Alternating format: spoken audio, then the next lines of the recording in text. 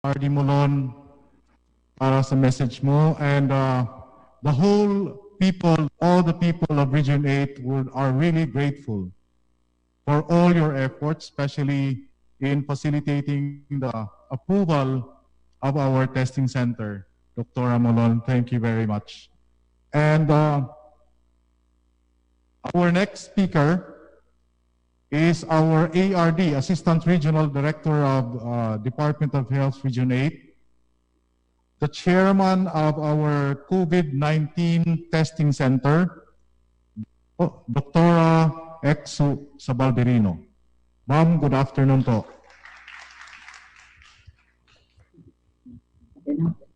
So good afternoon, everyone. My respect to Congressman Romualdez and Mamieda, to all our stakeholders in Region 8. Today is a day of victory for Region 8. It has been a long dream for us to help the people of Region 8. Especially when the time comes na nag-start na nagkaroon tayo ng mga positive or confirmed cases in the region. It was a great challenge for all of us. And we were lucky and fortunate that in March 20, we were invited by Timog for a meeting in their office. And during that time, there was exchange of ideas from different sectors. And it was also on that day that the group decided to establish a COVID lab in the region. So right away after the meeting, the group proceeded to EVR-MC for an ocular inspection and identified the gaps that is supposed to be done in the designated facility. And we were brave in facing the challenges ahead because we know that we were supported by Congressman Romualdez and the Timog Party List, and we're lucky also that in the region we have experts in molecular pathology. We have trained the medics in PCR. So given all the ingredients, during that time I was very positive that COVID lab will truly be established in the region. So konting push lang along the way, yes, we encounter a lot of challenges, but because of the support of all the stakeholders in the region, nagawa lahat. It is also important because at this point in time, you know, you have community transmission in Tarangan. So it's very timely. We hope that with the operationalization of this COVID lab in the region, we will stop the transmission to other places. Very important talaga ang testing, especially with PCR. So this will be a big help in trying to control or contain the COVID lab in the region. My special thanks also to our regional director for the all-out support. Every time there is a need for like logistics, she would right away approve it. We have actually pulled out some equipment from some health facilities in the region para lang magamit dito sa COVID lab. And we also thank our local government units na nag-approve na i-pull out namin yung mga equipments. As sabi nila earlier, ang dami nating mga stakeholders na na-involved dito sa establishment ng COVID lab in the region. So with that, we're very thankful. And we hope that the support will be continued to the operationalization of this COVID lab. We do not know kung kailan mag-i-end ang COVID in the region, but with this functional laboratory, we hope to contain the COVID in the region. So thank you very much to all our stakeholders, and my special appreciation also to the COVID lab team headed by Dr. Portula, who was very instrumental in making this laboratory accredited in a very short time. And she was very well or ably supported by the experts, our medics, who were really very, very good. O, nakaka-proud sila that in Region 8 we have those talents. And everything put together, we were the ones responsible for the early accreditation of the COVID lab in the region. So thank you everyone and good afternoon.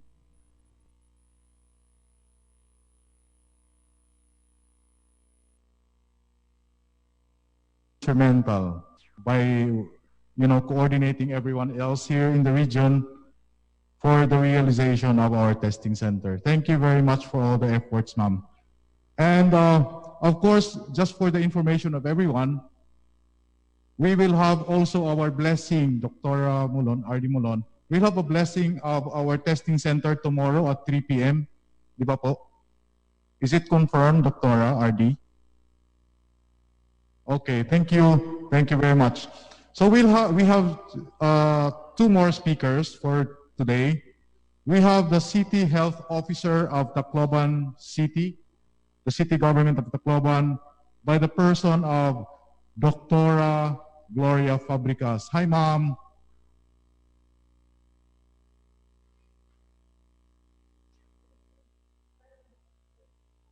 We cannot hear you. Maupay na kulo pa ato na tanan. Can you hear me now? Yes, we can hear you now, ma'am. Isang saludo sa lahat ng mga stakeholders at isang maigting na pagbati sa ating Congressman Martin Romualdez and our Tingog representative Ma'am Mieda.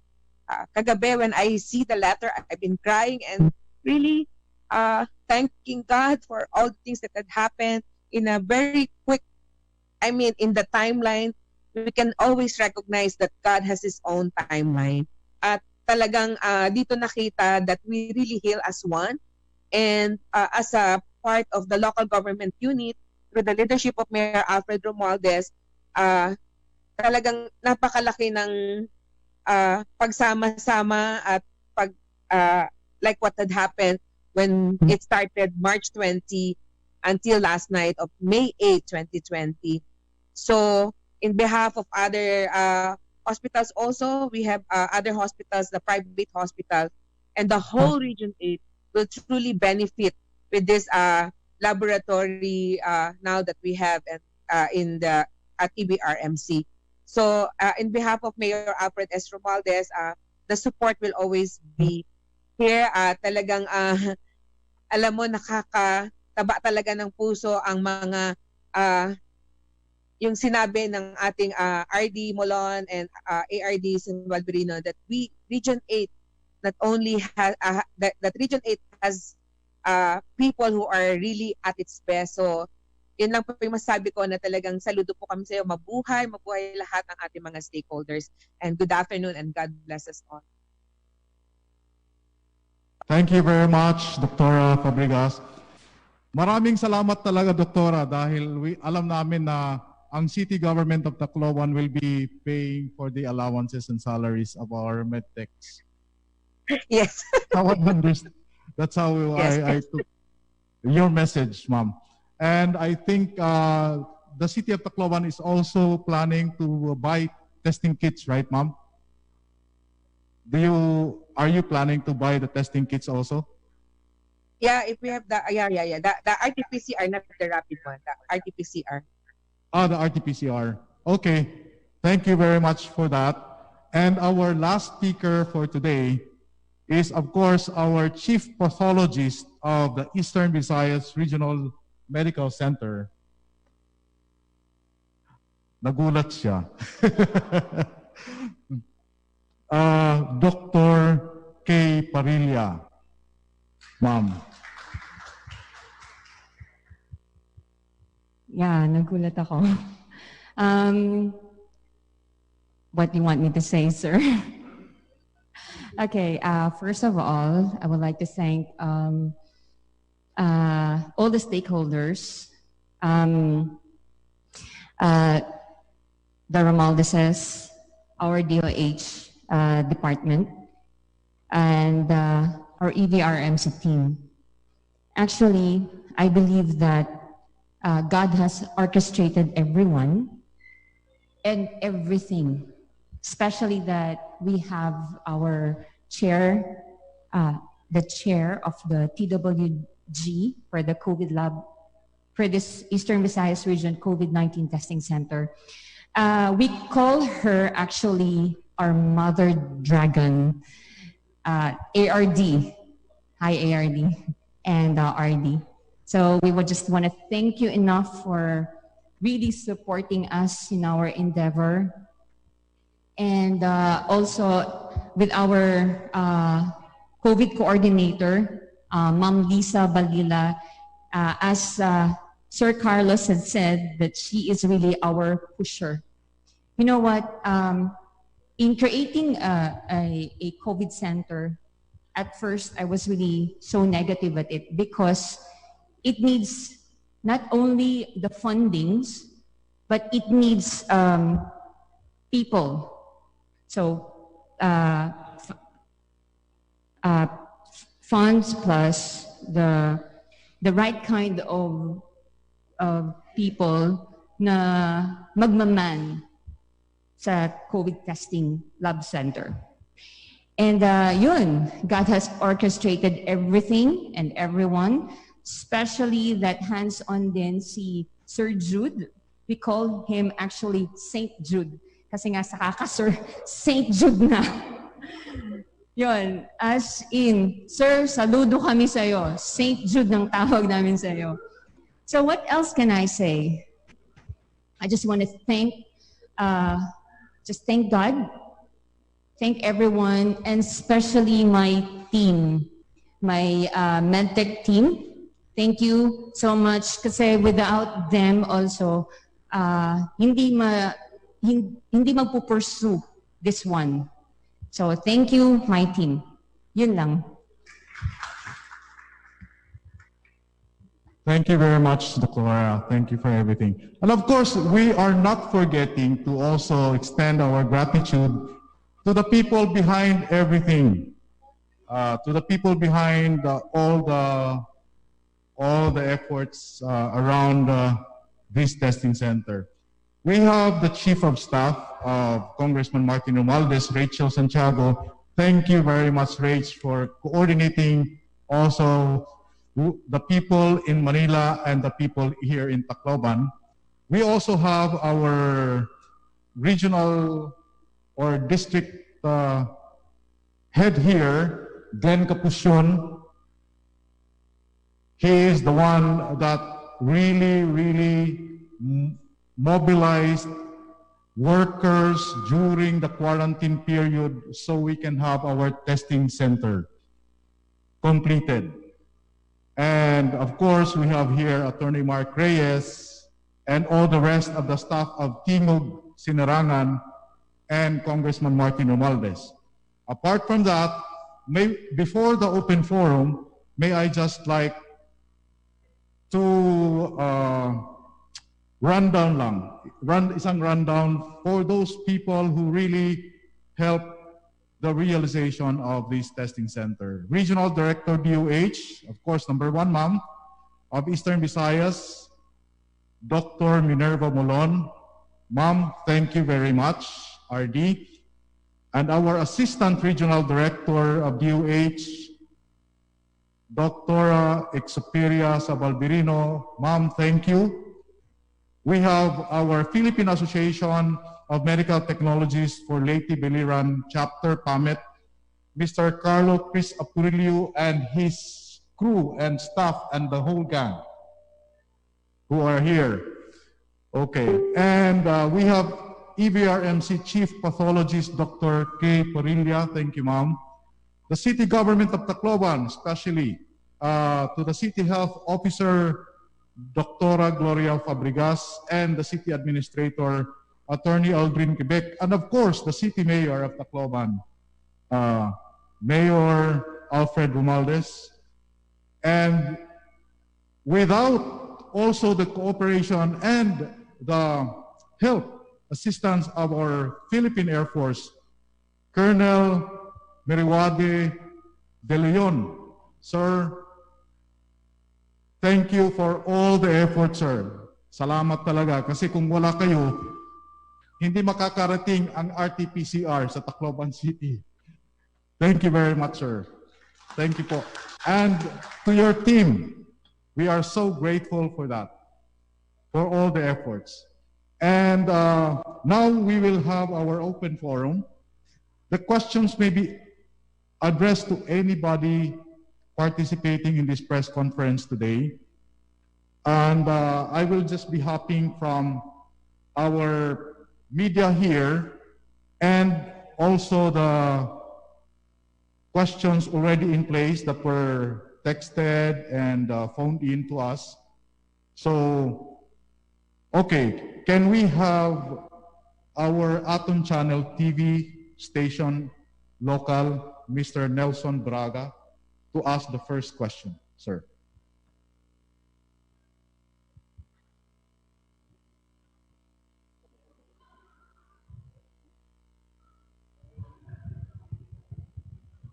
Magandang hapon po sa inyong lahat. Ako po si Nelson Braga. Ang tanong ko po doon sa DOH, bakit po natagalan? Ay, alam kong maraming protocols po bago ma-process yung testing labs at natagalan. Ano po ang dapat kung hindi bakit hindi tulungan na lang na mapadali para maparami agad ang matest ng mga kababayan natin? Kasi lalo na ngayon na alarming na, tumataas na yung mga positibo na kaso dito sa atin, sa region. Yun lang po. Good afternoon, everyone. Thank you for the question, Nelson. Okay. Kung pinakinggan natin yung kwento ni Sir Chris, talagang, Sir Carlo, hindi ganon kadali. And 41 days is actually, I think, the shortest period of preparation. Remember, nagsimula tayo sa wala. Dreams, actually the proposal of our PAMET was received 1 week before the meeting. So parang, kung titingnan natin, the present laboratory setup was actually already abandoned by our EDRMC because we have already transferred. So nagsimula tayo talaga sa wala. Plus, one is, in-inventory namin muna, ano yung pwede namin dito sa region, ma-pull out ng mga equipment para naman ang resources nga natin, kung say for example, manghihingi tayo sa ating major sponsors, sa ating Romualdez Popol, alam natin kung ano yung pinakamahirap namin na puman, hindi na ipoproduce ng region. Then, also, considering that it's an old structure, nag-drawing pa, then, I think ang pinakamahirap ay sundan natin yung, kasi kinakailangan natin i-follow ang quality assurance kasi we are dealing with live virus. So, palagi namin yung pinapaalala. Tingnan mo yung nangyari sa Marikina, 3 beses nare-reject. So, ang aim namin is perfection. Pag kami ay tumasa, sabi nga nila ng ating mga medtech, we just wanted a perfect score. We did not expect that sinadmit ng 12 o'clock yung kanilang answers. By 3:30 in the afternoon, we announced the aming sa virtual. So, I think this is the shortest period ng isang project nagsimula sa wala. But, kawalan ng materialis, kawalan ng resources, but in terms of spirit, marami tayo doon. And this one particular project is really an example of passion, compassion, commitment, collaboration, and a sample of abayanihan or one nation approach. So hindi siya naging matagal, Nelson. Mabilis ito. Imagine ka, tanghali pinadala yung result. Pagkahapon, 3:30. Then this morning, I got a go signal na yung license natin ipapadala ng Monday. So God fitted everything. So yun lang ang masasabi ko. Again, thank you very much sa mga sponsor na hindi natin na-mention kasi alam ko mahaba ang listahan. But alam ko kung sino sila at nakikinig ngayon, maraming salamat. Sa inyong mga tulong, maski maliit yan, you mean a lot to us. Thank you very much. Thank you very much, RD Monon. Salamat sa lahat din. And sorry Jude, St. Jude. Nakalimutan ko yung pangalan mo kanina mag-mention. Sorry ha. I don't see your face in our screen. Si St. Jude Asidre is also a very instrumental guy in helping out and coordinating people from PAMET, people from EVRMC, and also coordinating with Rachel and Glenn. And I would like to remind the media, if there is any question that you would like to ask, when you are in the microphone, please introduce yourself, your name, and the media outlet where you're coming from. Thank you. Now, most of the questions here are really addressed to Department of Health, kay Dr. Minerva Molon at saka kay ARD sa Balberino. Ma'am, our question, next question is, when is the testing center fully operational? Kailan daw magiging fully operational ang testing center, ma'am? Actually, kung ang inaano ko lang kasi kanina, yung go signal sa aking license. Since there is already a go signal, which I have already posted in our chat group, na the certificate will be sent by Monday. So I have made a go signal also for our team that by Monday, they will be receiving the first set of sample from Tarangnan. Ang kulang lang talaga na dinadasal ko sa mataas na Panginoon at sa maliliit na Diyos, na kung mayroon pa tayong makukuha ng ating extraction kits at saka detection kits para naman kasi ang dire-diretso, hindi 3 araw lang. And pag nakasimula tayo ng Monday, ang aking lang prayer, dire-diretso na ito para naman really talaga para ma-diagnose natin kaagad ang mga tao at para ma-contact kaagad natin yung mga taong naging close sa kanila para we can contain the infection in that particular area, hindi na lumabas pa. At saka yung ating naman mga vulnerable na age group, at saka yung ating mga buntis, at saka yung mayroong mga morbidities naman, ay masunod na natin para sa sila naman ang ma-examine natin. Kasi sila yung medyo delikadong population at kasama ako doon. Thank you po, RD. In other words, in short, we are going to be operational as early as Monday. Yes. Thank you very much.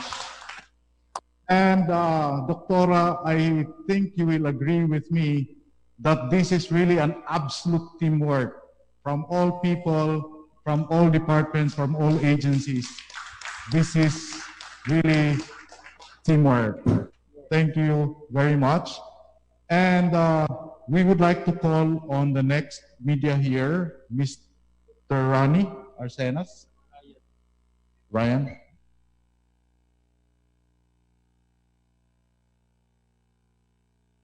Good afternoon po, Ryan Arsenas from DYVW Action Radio. Now that we have this Eastern Visayas Regional COVID-19 Testing Center, well, what will be the protocols to be followed in availing the services? Baka kasi pag Monday, magsipuntahan lahat ng mga may symptoms ng COVID dito sa Tacloban. At everyone. Well, that's a good question. I think this will be addressed to ARD, sa Balberino, and perhaps the chief pathologist. Sige, ma'am. So, good afternoon again. So, from the DOH perspective, itong proseso kasi ito, ato niya na pag-test, it's not testing for everyone. It's not testing for the general population. May kita sinisiring na targeted testing. Meaning, kung ulaan mga close contacts, mga suspects, ang lahirat aton iti-test. So, not everyone will be going to the lab. Siya nga isa-surveillance anay natin, hainit mga areas na may positive at saka mga close contact. So, doon tayo makukuha ng mga people for or suspects for PCR testing.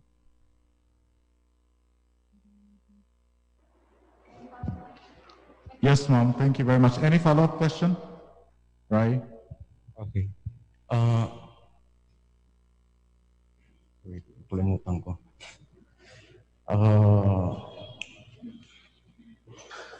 With that, well, naiintindihan ko kasi yung sinabi ni Mayor Alfred Romualdez before na dapat hindi dadalhin yung lahat ng mga suspected or positive COVID cases here in Tacloban. Naintindihan ko yung point niya.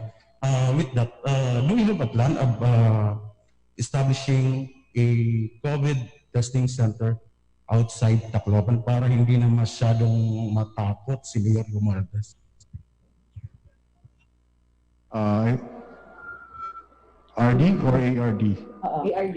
So, din nga aton na Eastern Visayas, may mga nag-express din ang interest to establish COVID lab in the respective provinces. Example, the North Samar, the Samar Provincial Hospital, the Eastern Samar Provincial Hospital, and Biliran. So these are the 4 provinces na nag-signify an intent to establish a COVID lab.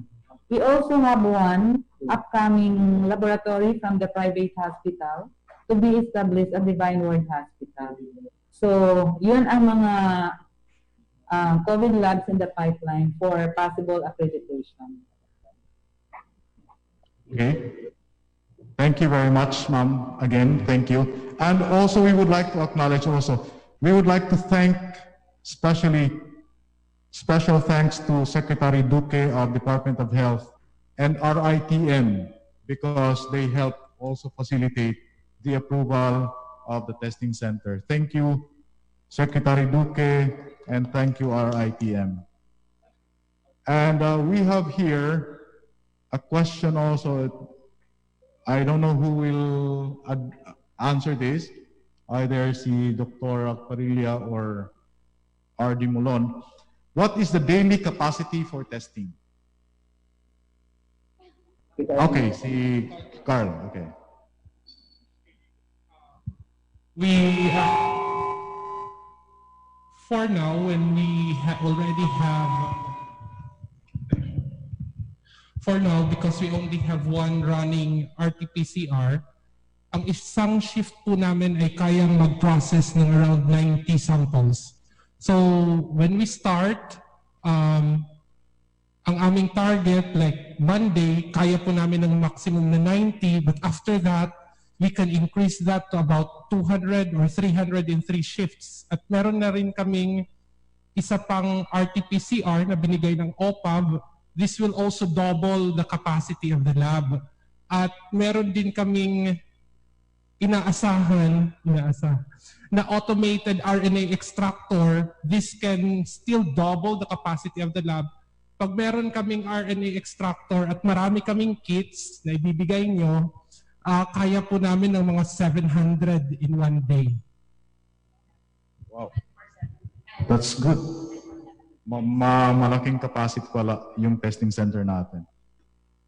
One question for, I think this is for RD Mulon or ARD.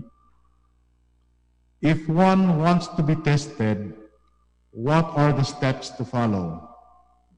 Okay. Ano daw yung procedure to follow? Okay.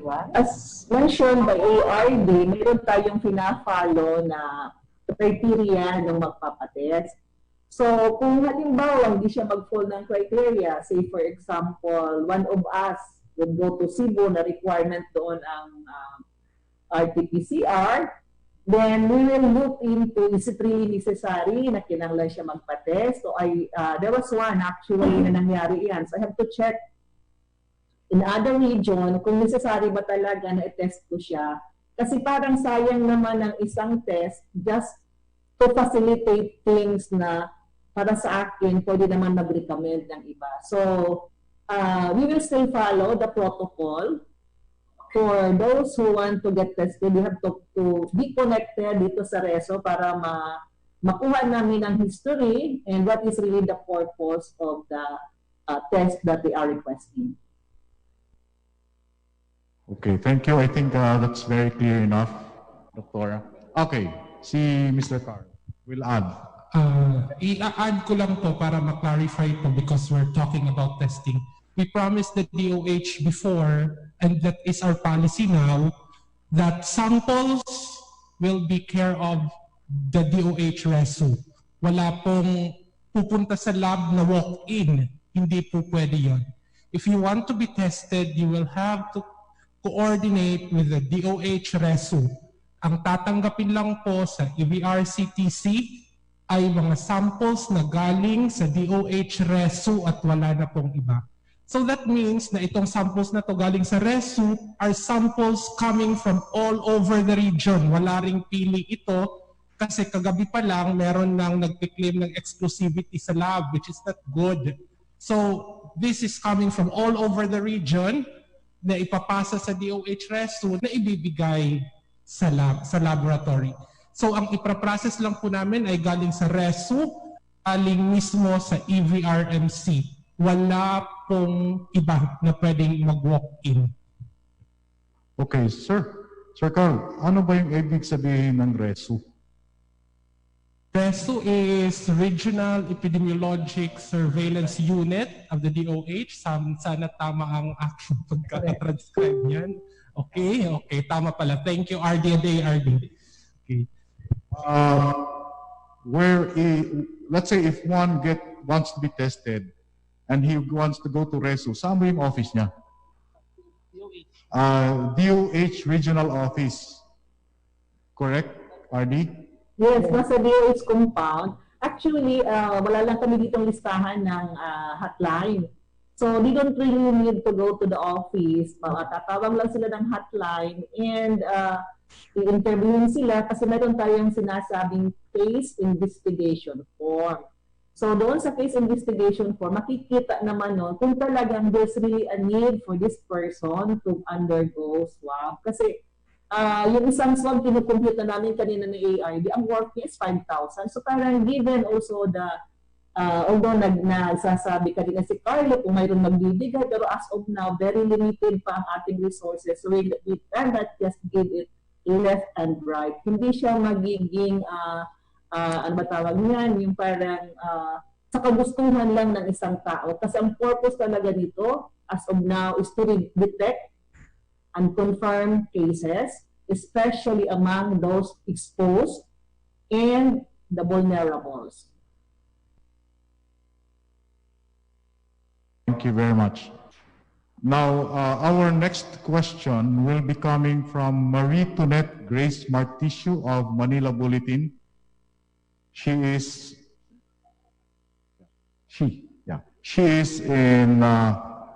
actually online right now via Zoom. Marie Martisio, the question is addressed to the Department of Health and Congressman Romualdez. Would like to acknowledge Ms. Martisio.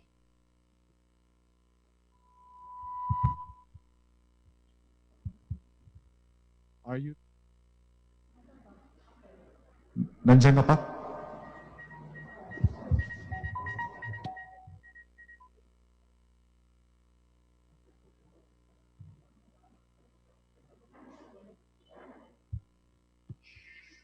Wala na? Nandyan pa? Can you hear me, Ms. Martisio? Okay. We'll go to the next question in the meantime. Ito, kan ka, Martisio? Oh, ito naman. Okay. We'll proceed first to the next question.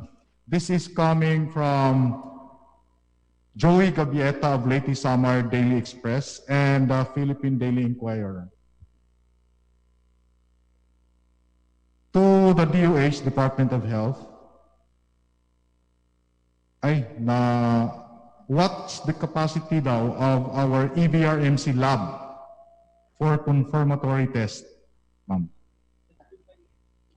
I think that was already answered before, a while ago. To Representative Congressman Martin Romualdez and Ma'am Yeda, Congresswoman Yeda Romualdez, the question is, why did you both push for Region 8 to have its own confirmatory lab for COVID-19? Ma'am or sir?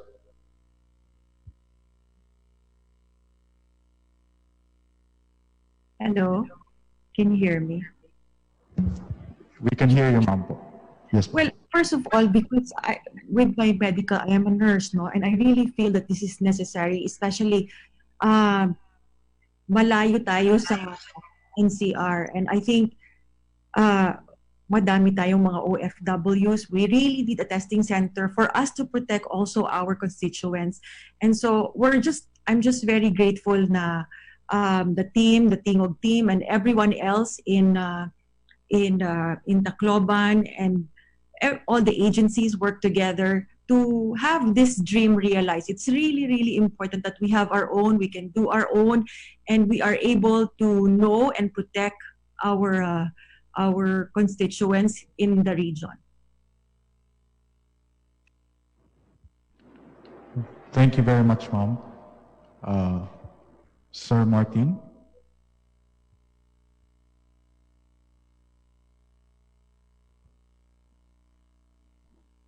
I think, hello? Yes. Sir has another something yet. Okay, thank you, ma'am. Thank you very much. We have our next question here from Ogsimer Asidre from Bomboradjo, Tacloban. Oh, there. Okay. Okay. State your name and your station. Ogsimer Asidre, Bomboradjo, Tacloban. Well, unang-una, nagpapasalamat tayo.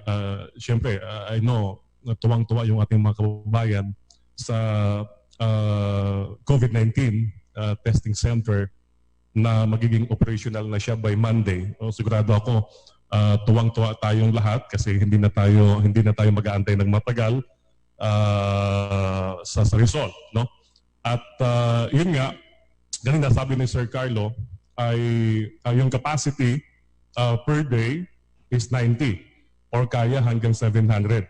So yung tanong ko is to Director Mulon. Director, dito sa atin, no, in Tacloban, gaano nakapreparado yung mga isolation facilities? Kasi madami yan. Sing bako, sing pangani, kung iton aton magpapailaro nitong testing, is damo iton mag-positive, sing bakula. So kumusta? Gaano kita ka-preparado, gaano ka-andam ito natin mga isolation facilities? Sir, pwede si Dr. Fabregas ang magsagot sa Tacloban. I can answer for the other area.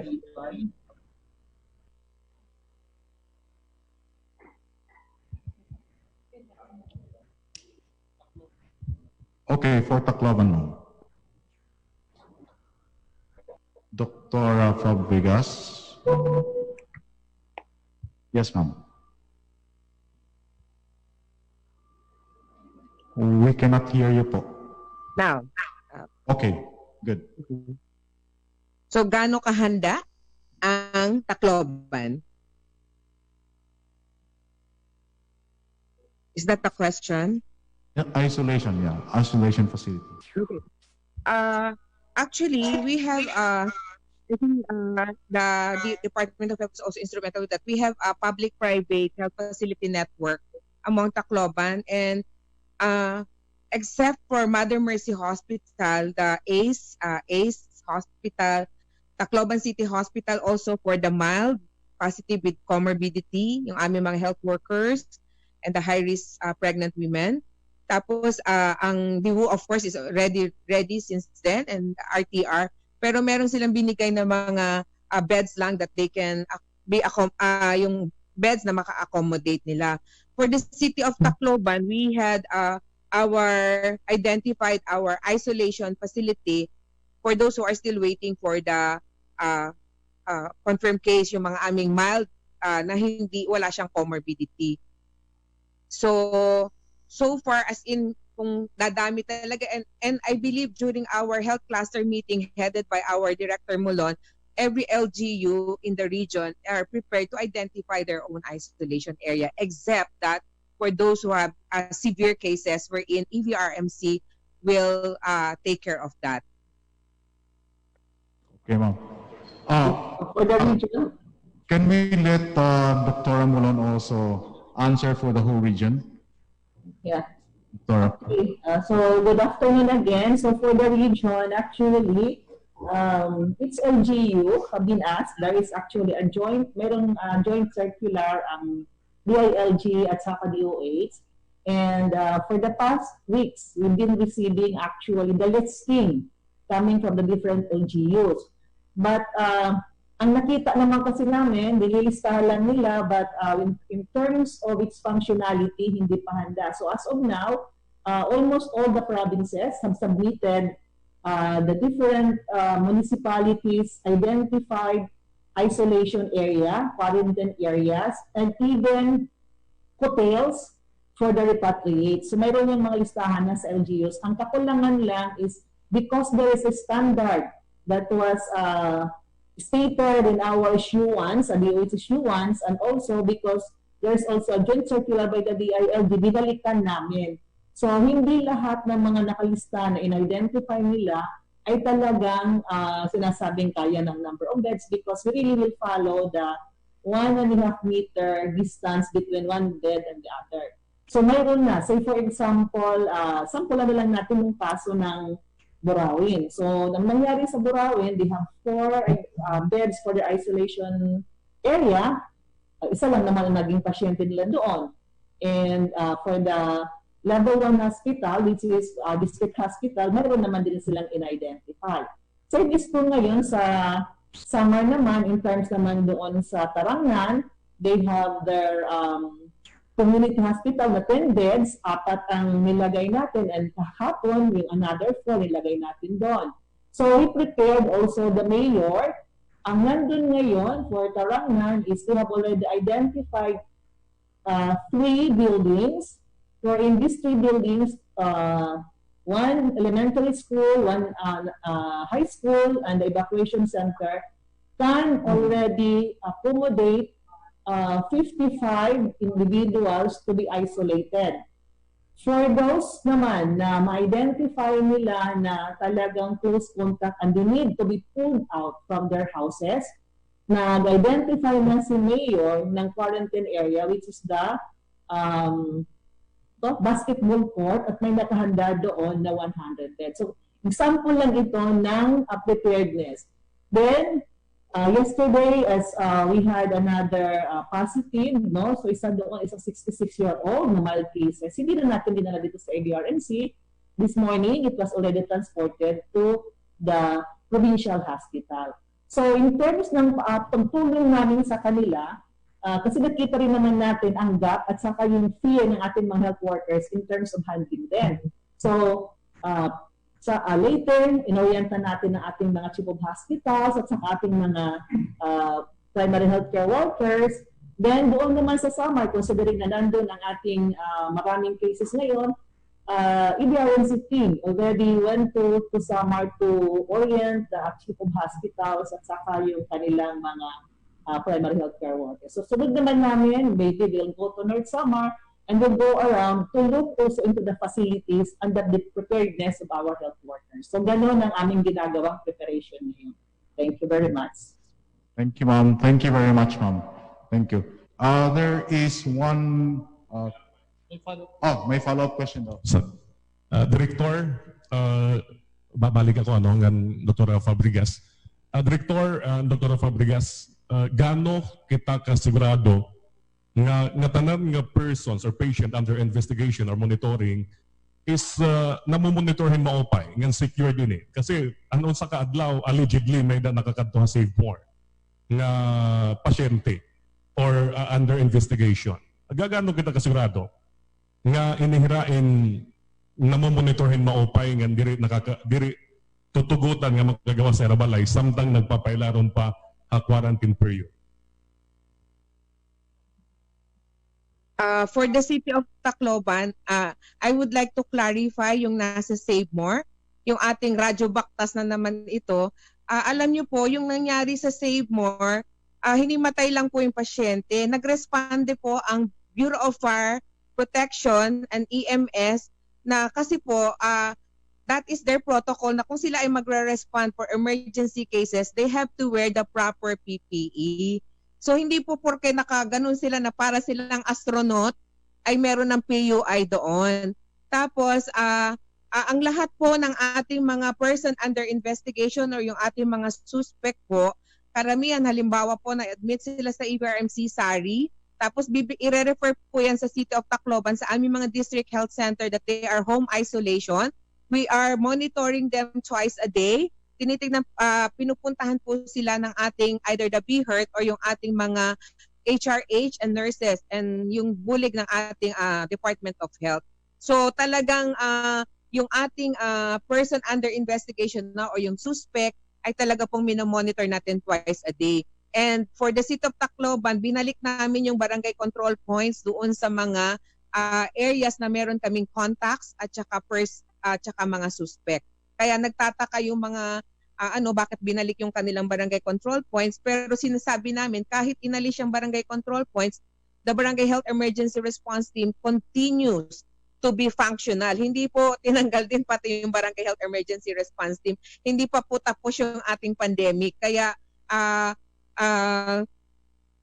speaking for the City of Tacloban, we are Monday to Sunday po nag-duty yung ating mga district health centers, and they respond not only for COVID but other cases also, kasi meron na po kaming namomonitor ng mga measles at saka mga so far bumaba po yung dengue case, but still ito po, kaya hindi lang to COVID yung aming surveillance. Thank you. Thank you, Doktora. Sa region naman, ini-emphasize ko lang kasi medyo nagkakaroon tayo ng definition ng sino yung suspect. Okay? So kung ang talagang based ng ating mga issuances at sa ating mga kaso dito, ang talagang real suspects will be coming from the 3 areas which have been identified to have confirmed cases.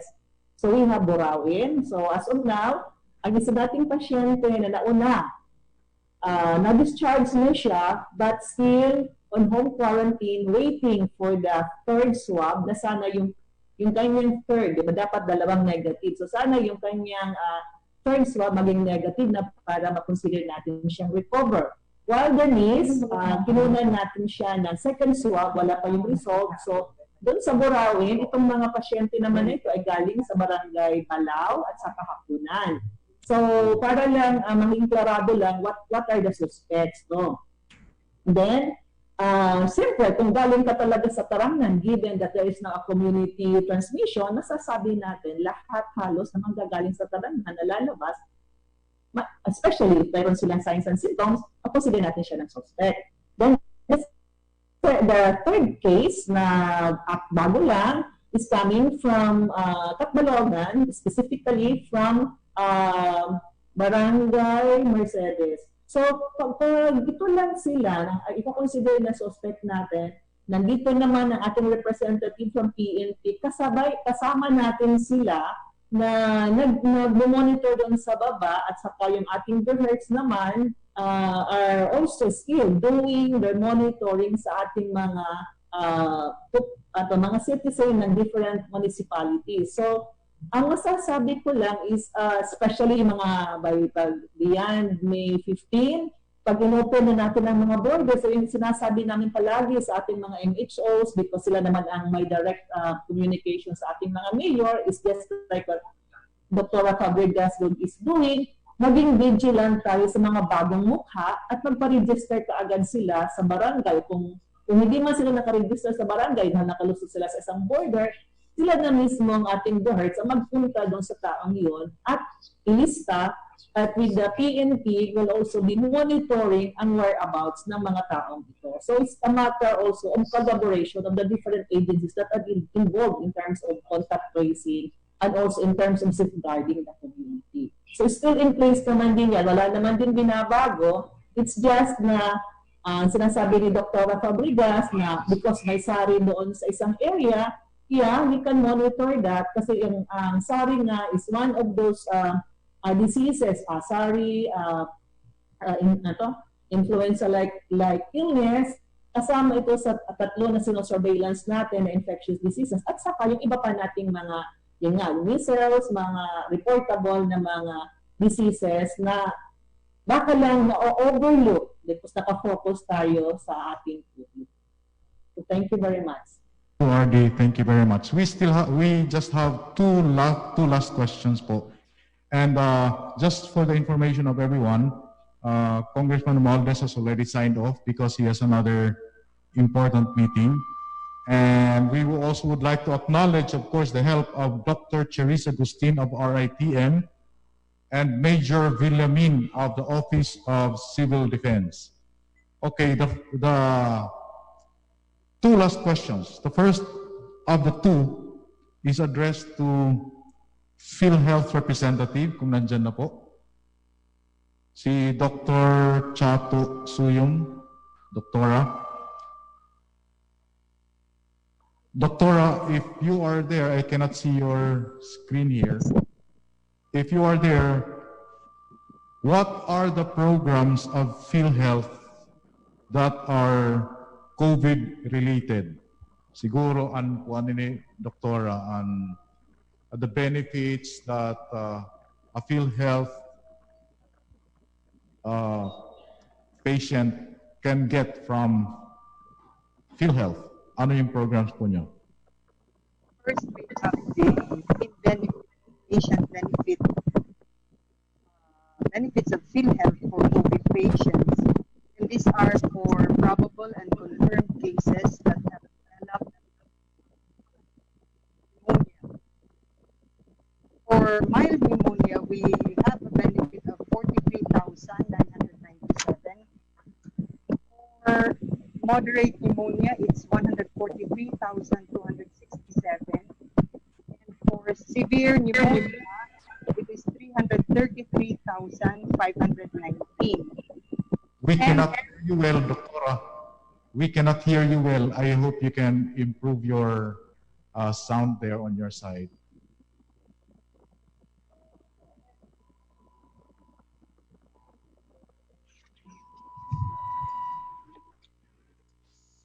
Can you hear me now?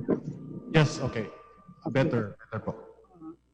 We actually have inpatient benefits for COVID patients. This is starting April 15 admissions, because initially there was a benefit that gave full coverage for all patients admitted from February 1 to April 14. This was zero co-payment. So when the patient goes home, PhilHealth will shoulder all the cost of hospitalization. But after April 15, the current benefit package is as follows. For mild pneumonia, from a COVID patient who develops mild pneumonia, the benefit is 43,997. For moderate pneumonia, it is 143,267. For severe pneumonia, it is 333,519. And for critical pneumonia, it is 786,384. However, for our health workers, this includes all personnel and staff in the facilities, down to the utility and the security guards, in case they develop COVID disease and are admitted. We still give the full coverage of the hospitalization for health workers, even after April 14. Aside from this inpatient care, we have the benefit package for the testing itself. There is a separate package for the SARS-CoV-2 testing. And this is 2,710 per test. There is no limit to the number of tests done per person. The 2,710 is when the test kits are donated, and the facility has the budget for the RT-PCR machine and the cost of running the lab. If only the test kits are donated, the benefit package is 5,450. And if all services are procured and provided by the laboratory, there are no donations given to the laboratory, they do not use any donated test kits or machines, the benefit is 8,150. So these are the current benefits related to COVID being given by PhilHealth. Okay. Thank you very much, Doctora, for the very detailed report that you have on the benefits of PhilHealth patients. So we have the last question from Ms. Annabel Nunez of Magic FM.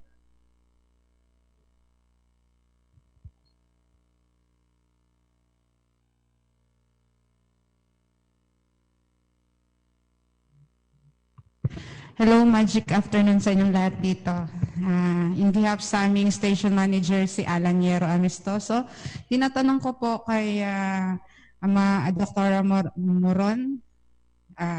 Tinanong ko na po din to noon, tanong po na din ng mga listeners natin, bakit po yung mga COVID positive ay hindi po sila pinapangalanan, just to aware the public, at saka halimbawa po na kapag close contact sila sa mga individuals, sila na po yung lalapit at magpa-check sa sarili nila kasi nga alam nila kung sino yung naging positive. Thank you po. Okay. I think ang sagot ko pa rin ay pareho pa rin because meron na tayong Anti-Privacy Act at saka syempre ang confidentiality. Pero may mga agency tayo, say for example, ang partner namin ay PNP. So si PNP, alam niya kung sino yung positive para din doon sa contact tracing, natitrace niya. Hindi namin pwedeng sa publiko. Kung mayroon po kayong nalalaman na pero hindi yung manggagaling sa DOH at saka sa hospital, hindi mo yun legally namin I mean, it's not legal to put into public ang mga pangalan ng pasyente. Pag sa partner namin, say for example, kay Mayor, sasabihin talaga namin kay Mayor because siya yung in charge ng security and welfare ng mga tao niya. Doon naman sa bakit kami magbibigay sa PNP? Dahil sila naman ang partner namin sa paghahanap ng kanyang mga napuntahan at saka yung mga nakokontak niya. So, yun ang isang reason why up to now, hindi talaga kami magbibigay ng pangalan, especially sa media, ng mga pasyenteng nag-positive.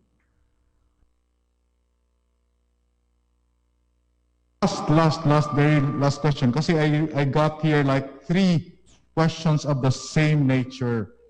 A quick answer lang from you, Dr. Mulon, or kay Dr. Parilla. Is mass testing possible? Yes or no lang, Dr. po.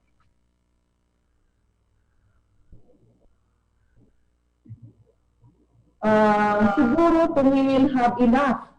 Pero as of now, kaya nga natin dito sa ating region, ang tinatawag natin kasi is targeted. Dahil nga, hindi ko naman gustong dumami pa ang kaso, although ngayon we have already 19 cases, but at least specific lang siya sa isang municipality. As of now, naghihirap nga tayo makapagsimula. As of kanina, ini-inventory namin, parang 300 lang yata ang aking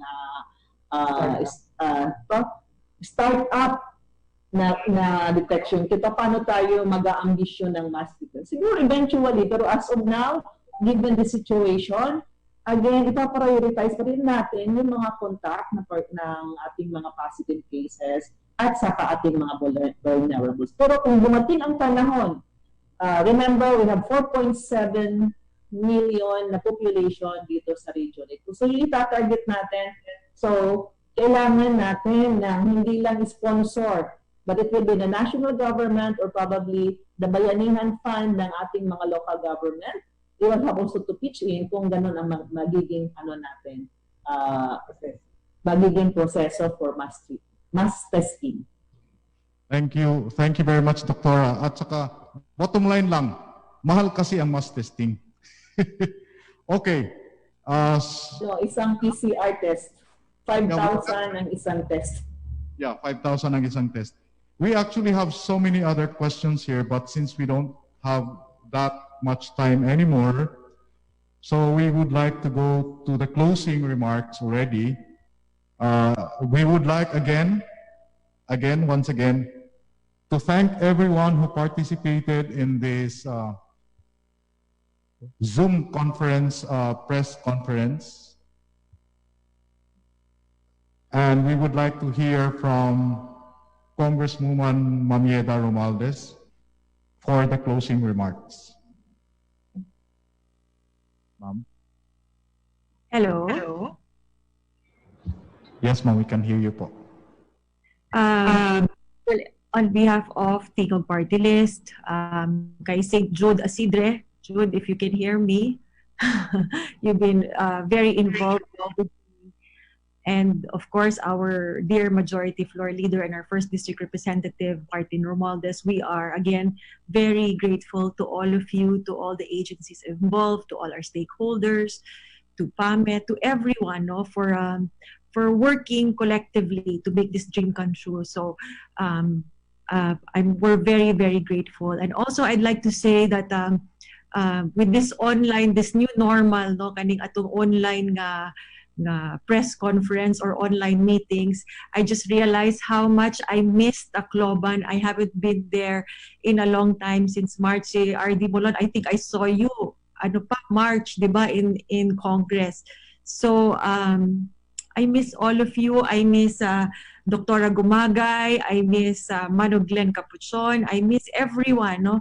And also my Tingog team, I miss you all. But I'm just glad that despite being away because of the ECQ, that we are able to do so much and also do so much for the region. So I'm so grateful because of this testing center. We have significantly increased our capability to address COVID-19. No, at least with this, we can get a baseline information to really address and stop the spread, hopefully, of COVID-19, to make sure that we can do the proper contact tracing and maybe also come up with strategies, no, to really prevent and keep our people of Region 8 safe. So again, all I ask is that I know it's difficult. These are very trying times. Sabi nga, God is in the business of miracles, diba? And making something impossible possible. I know this is something that we will rise above or we will hurdle, but hopefully, no, we can do this together. If we work together, we can stop the spread of the virus. I ask of you just to listen to our government, kasi sometimes it's not hindi lang tayo ang not just to protect ourselves, but when we stay at home, we are also protecting the other people, diba, na hindi magkasakit. So this is a lot of sacrifice, but I hopefully we will total ang mga waray-waray bitaw maisog man. We are very known to be resilient and strong. We've gone through worse and we will rise above this. So again, congratulations to all of us and to everyone involved. And as much as I want to be there for the kami ni Kong Martin would want to be there for the blessing of the testing center. I'm just glad that we are going to already start and open on Monday. So again, congratulations, and we're just very, very happy and grateful to all of you. Maraming salamat. Wow. You heard our closing remarks. Thank you very much, Ma'am. Thank you, Congresswoman Yeda Romualdez. And for all other questions that were not answered today, please read our Tingog Party List page in the Facebook. We are going to answer one by one those other questions that were not raised today for time constraints. Thank you very much, and we are signing off. Thank you.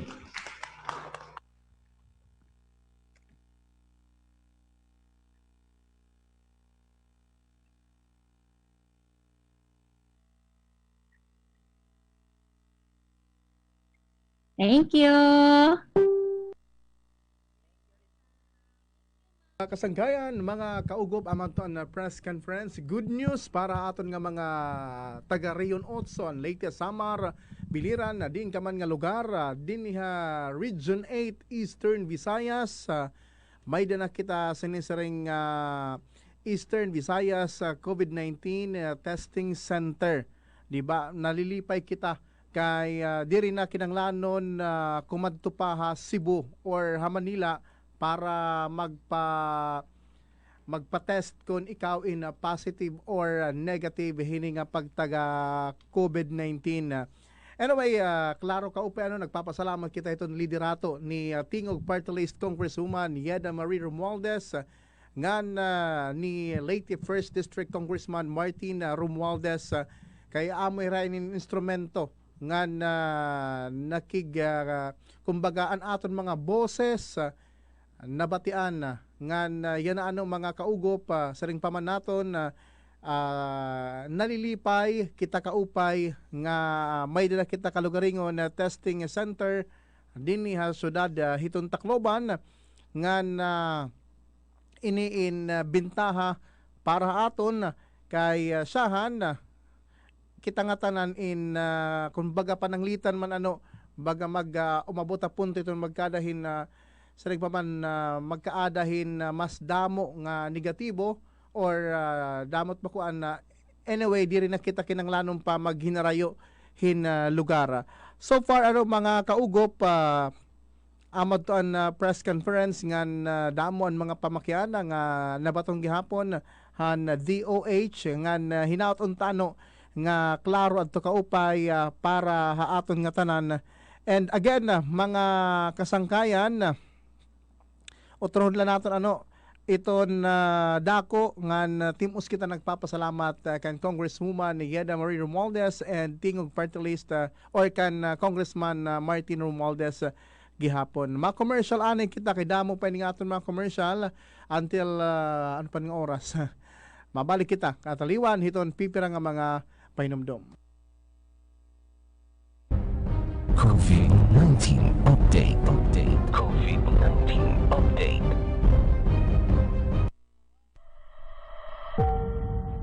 Siyam katuig na nga nagpapasamuakan mga napapanahon nga balita nga impormasyon. Siyam katuig na nga iyo kaupod ha mga ayatan panahon. Siyam katuig nga nagdadasig iton riko nga kulturahan mga waraynon.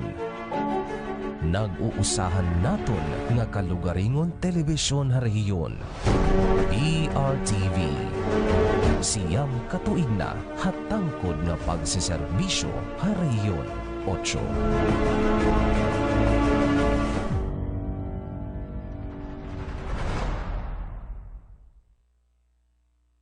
You don't have to go anywhere else. Byprints has it all, from stainless, brass, acrylic, build-up, and even neon lights. They also specialize on all types of t-shirt printing, digital and offset printing, tarpaulin, glass sticker, picture canvas printing, and giveaways. Byprints is owned and managed by a fine arts by profession. You can visit them at Marasbaras in front of Go Hotel and Real Street, Tacloban City, or you can call them at 0929-501-07. The main